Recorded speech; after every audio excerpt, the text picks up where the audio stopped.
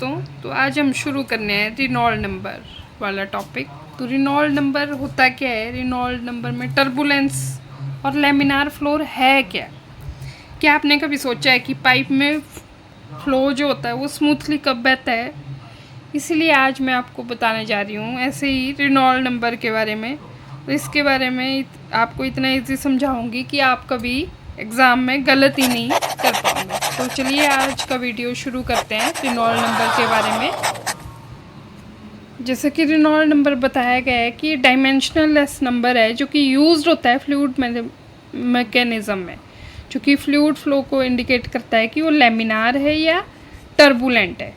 तो laminar flow है या टर्बुलेंट है, तो ये एक तरह की डायमेंशनल लेस नंबर है। इसमें जो इक्वेशन रहती है वो रहती है R=D म्यू रो अपॉन ईटा। R जो आपका रेनॉल्ड नंबर है, D जो है वो डायमीटर है, म्यू जो है वो एवरेज वेलोसिटी, और रो जो है डेंसिटी ऑफ लिक्विड, और ईटा जो है वो आपका विस्कोसिटी ऑफ फ्लूइड, जो कि यहाँ पे हमने बताया है। तो इसमें एक इक्वेशन भी रहती है R=D यू रो अपॉन ईटा, और इसका फॉर्मूला रहता है initial force divided by viscous force, that is mass into acceleration of liquid flowing upon shear stress into area. तो रेनॉल्ड एक्सपेरिमेंट में क्या बताता है कि एक ग्लास ट्यूब है जो कि कनेक्टेड होती है रिजर्वॉयर ऑफ वाटर और वॉल्व के साथ। इस तरह से वाटर जो है कनेक्ट होता है वॉल्व के साथ, और एक कलर्ड वाटर जो है इसमें ये कनेक्ट रहेगा आपकी जो ग्लास ट्यूब है इसके साथ। तो इसमें क्या होगा कि जैसे ही आपने रेट ऑफ फ्लो जो चेक करना है वाटर का, वो इंक्रीज़ और डिक्रीज़ हो सकता है थ्रू ए वॉल्व। ठीक है, इंक्रीज़ और डिक्रीज़ कर सकते हैं हम। ये जो वॉल्व लगा हुआ है ये वाटर का फ्लो को इंक्रीज़ और डिक्रीज़ करने के लिए यूज़ किया जाता है। तो रिजर्वॉयर जो है वो कनेक्ट की जाती है glass tube with the help of nozzle, जो कि इसके साथ कनेक्ट की है रिजर्वॉयर। ठीक है, तो इसमें क्या करेंगे, जैसे हम कलर्ड सॉल्यूशन पहले इसमें देंगे। ठीक है, तो कलर्ड सॉल्यूशन जैसे हमने इसमें इंट्रोड्यूस कराया ग्लास ट्यूब में, तो जैसे ही वेलोसिटी जो है वाटर की लो है, तो जैसे ही वाटर इसमें आया कलर्ड सॉल्यूशन, तो इसमें से एक लेमिनार फ्लो होगा। लेमिनार फ्लो की कलर्ड सॉल्यूशन इस तरह से ऊपर रहेगा कि जैसे इस तरह से ऊपर कलर्ड सॉल्यूशन रहेगा, और नीचे जो है वो आपका सिंपल सॉल्यूशन। कि आपको क्लियरली दिख रहा है कि एक कलर्ड सॉल्यूशन की लेयर है और एक सिंपल वाटर की लेयर है।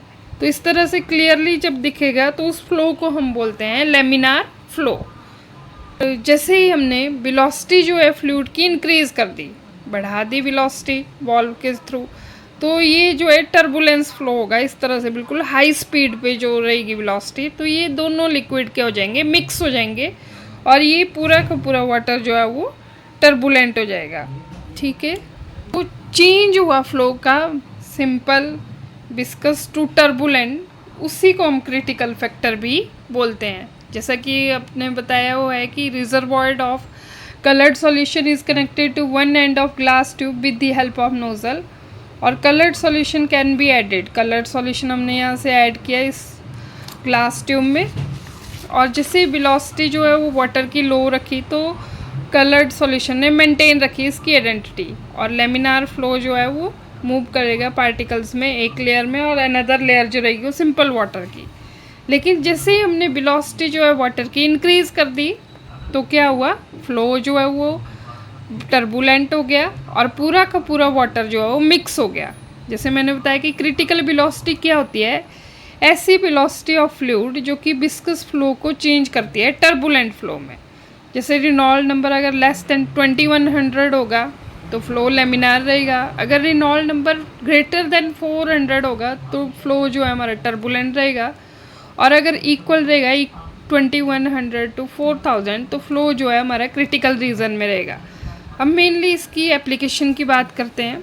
मेनली यूज़ किस लिए होता है, एक तो nature of flow of fluid के लिए मेजर करने के लिए, और जो फिजिकल स्टेबिलिटी है सस्पेंशन की, कितने टाइम में सेटल डाउन हो रहे हैं पार्टिकल्स, उसको मेजर करने के लिए भी इसका यूज़ किया जाता है।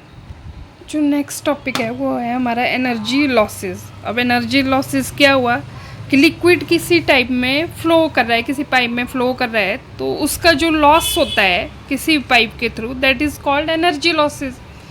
जो एनर्जी लॉसेस है वो जो है when fluid flow through a pipe there is some resistance, due to this some part of energy is lost, कि कुछ रेजिस्टेंस के कारण जो है वो लॉस हो रहा है एनर्जी का, that is called energy losses.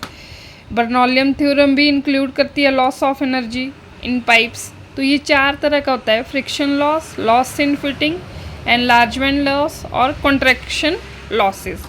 अब फ्रिक्शन लॉसेस क्या होता है कि फ्रिक्शन लॉसेस में जैसे किसी पाइपलाइन में फ्लूइड बह रहा है, तो पाइपलाइन जो है हमने इंटरनली कट कर दिया सेक्शन, जो उसमें कट होने के कारण थोड़ा सा वेस्टेज होगी वाटर की, that is called frictional loss.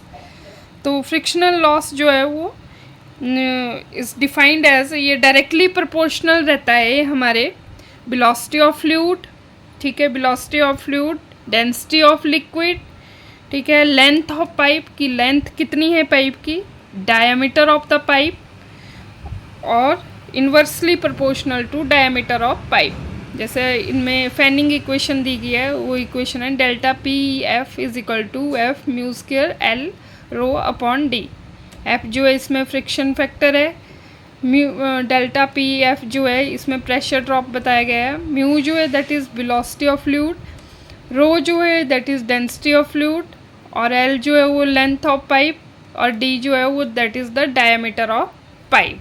जो सेकंड टाइप है fitting, loss in fitting second जो है, तो जो भी फिटिंग हो रही है हमारी, फिटिंग इंट्रोड्यूस की जाएगी है स्ट्रेट पाइप में, और जो भी प्रेशर मतलब उसमें लॉस हो रहा है इन टर्म्स ऑफ फ्लूइड, तो उसको बोला जाता है loss in fitting. Loss in fitting क्यों होती है? Due to change in direction, change होगी डायरेक्शन की, पाइप की डायरेक्शन चेंज होगी, जैसे एल्बो फिटिंग बताई हुई है इधर, और change in type of fitting, जैसे कप फिटिंग जो है इन्होंने बताई हुई है। तो ये डिफरेंट टाइप की एल्बो फिटिंग जैसे 90 डिग्री पे रहती है, और जो टी फिटिंग है वो उसकी लेंथ भी 90 डिग्री पे रहेगी, तो that is called loss in fitting. Enlargement loss, अगर पाइप एनलार्ज हो रही है, धीरे धीरे एनलार्ज हो रही है, तो वहाँ पे कोई भी लॉस नहीं हो रहा है एनर्जी का। जैसे अचानक से पाइप में क्या आ गया कि पानी ज़्यादा आ गया, तो वेलोसिटी एकदम से डिक्रीज़ हो जाएगी और प्रेशर जो है वो इंक्रीज़ हो गया। जैसे ही इसमें बताया गया है कि ग्रेजुअली एनलार्जमेंट, कि स्लोली जो है इस पाइप में एनलार्जमेंट हो रहा है, तो यहाँ पे कोई भी लॉस ऑफ एनर्जी नहीं होगा, there is no loss of energy. और यहाँ पे क्या हो गया कि सडन एकदम से पानी जो है वो पाइप में आ गया और वेलोसिटी डिक्रीज़ हो जाएगी और प्रेशर इंक्रीज़ हो जाएगा, तो there is the loss of the energy, that is called enlargement losses. Enlargement losses की जो इक्वेशन रहती है that is delta H is equal to μ1 minus μ2 square upon 2g, जो इक्वेशन रहती है एनलार्जमेंट लॉस में। लास्ट जो लॉस है that is the contraction losses. अगर क्रॉस सेक्शन जो है पाइप का हमने सडनली रिड्यूस कर दिया, तो फ्लो ऑफ फ्लूइड क्या होगा, वहाँ पे डिस्टर्ब हो गया, कि जैसे बड़े से पाइप में जो है वो लिक्विड बह रहा है, ठीक है, और इसने पाइप को हमने एकदम से छोटा कर दिया, तो क्या होगा, there is the loss of energy. अब ये एक चीज़ है यहाँ पे, जैसे μ1 अपॉन μ2 स्क्वायर, सडन कॉन्ट्रैक्शन। तो जैसे इसमें बताया गया कि if the cross section of pipe suddenly reduce the flow of fluid is disturb, और कांस्टेंट इसकी जो लिए जो वैल्यू रहती है delta H C is equal to K mu square 2 upon 2g। K जो है डिपेंड करता है रिलेटिव एरिया ऑफ 2 सेक्शन, इन दोनों एरिया के रिलेटिव सेक्शन के ऊपर डिपेंड करता है। अगर के की वैल्यू जो है टर्बुलेंट फ्लो के लिए ग्रेटर है, ज़्यादा बड़ी है, जैसे 0.5 आ गया, तो there is the loss of energy. अगर वही के की वैल्यू लेमिनार फ्लो की स्मॉलर है, 0.01 0.2, तो there is no loss of the energy.